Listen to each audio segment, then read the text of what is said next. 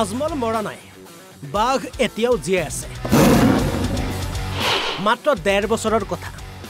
১.৫ বছৰৰ পাছত হিমন্ত বিশ্ব শৰ্মা যাব। আমি শুকুৰবাৰৰ নামাজো আৰম্ভ কৰিম, মাছো খাম। ১.৫ বছৰ কথা আছে। ১.৫ বছৰ পিছত ডক্টৰ হিমন্ত বিশ্ব শৰ্মা যাব। আমি জুম্মাৰ নামাজো আৰম্ভ কৰি দিম, মাছ খাওয়া আৰম্ভ হ'বই। আছেই, কোনো বন্ধ কৰিব পাৰিছে নেকি? ডেইলি মই আজিও মাছ খাইছোঁ। আজমল মৰা নাই না, বাঘ আবি ভি জিন্দা হে। মাত্ৰ এইকেইদিন অসমীয়া মিয়া ভাইসকলে শান্তি বজাই ৰাখক। মিয়া অসমীয়া মাছ বিধানসভাৰ শুকুৰবৰীয়া নামাজৰ বিতৰ্কৰ মাজতে এবাৰ হুংকাৰ দিছে প্ৰাক্তন সাংসদ বদৰুদ্দিন আজমলে। আজমলে এতিয়াও মৰা নাই, বাঘ এতিয়াও জীয়াই আছে বুলি হুংকাৰ দি প্ৰাক্তন সাংসদগৰাকীয়ে কয়। ২০২৬ত মুখ্যমন্ত্ৰী ডক্টৰ হিমন্ত বিশ্ব শৰ্মাৰ বিদায় নিশ্চিত। তাৰ পাছত আমি শুকুৰবাৰৰ নামাজো আৰম্ভ কৰিম, মাছো খাম। ঢিঙৰ টুকটুকিত দাৰুল উলুম মাদ্ৰাছাত উপস্থিত হৈ নিজকে মিয়াৰ একমাত্ৰ ত্ৰাণকৰ্তা বুলি উল্লেখ কৰে।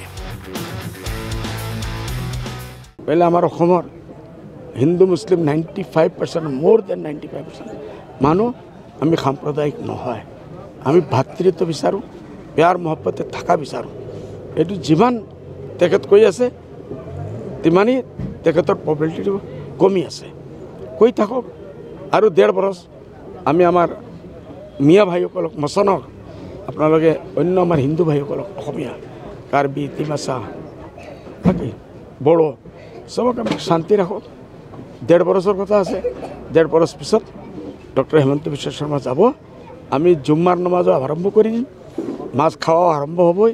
আছেই, কোনো বন্ধ কৰিব পাৰিছে নেকি? ডেইলি মই আজিও মাছ খাইছোঁ, নগাঁৱত মাছ খাইছোঁ। নগাঁৱৰ মাছ উজনি অসমৰ লোকে গ্ৰহণ নকৰা বুলি সিদ্ধান্ত গ্ৰহণ কৰিছে। না চাওক, এইটো এটা ৰিয়েকশ্যন আছে। এজন মানুহে নগাঁৱৰ কোন পাগলে কৈ দিছে আমি ইয়াৰ পৰা মাছটো নাপঠাওঁ। এই মানুহজন কোনো, আমি খবৰ লৈছোঁ, ইনকুৱাৰী কৰিছোঁ। এই মানুহজন কোনো সংগঠনৰ লগত কোনো জড়িত নহয়। সংগঠনৰ মানুহ কৈছে, আমি এনেকুৱা কোৱা নাই।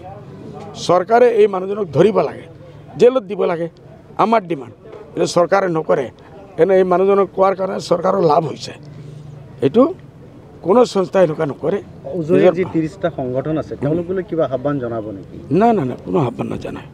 ইতিমধ্যে বৰদোৱা আৰু বৰপেটা সত্ৰৰ ভূমিৰ ৫ কিলোমিটাৰ ব্যাসাৰ্ধৰ কোনো, সেইটো আমাৰ MLA সকলে এছেম্বলিত ভাল কৰি উত্তৰ দিছে।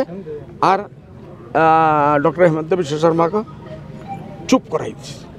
উপনিৰ্বাচনত আপোনালোকে প্ৰাৰ্থী দিব নাই? আছে কিয়? ৩টা দিম আমি কৈছোঁ। চামাগুৰিত দিম, আৰু এটা ক'ত আছে, আৰু এটা ক'ত আছে বঙাইগাঁও। ৩টা দিম, ডিচিশ্যন হৈছে আমাৰ। পঞ্চায়তো আমি খেলিম। আজমল মৰা নাই না, বাঘ আবি ভি জিন্দা হে।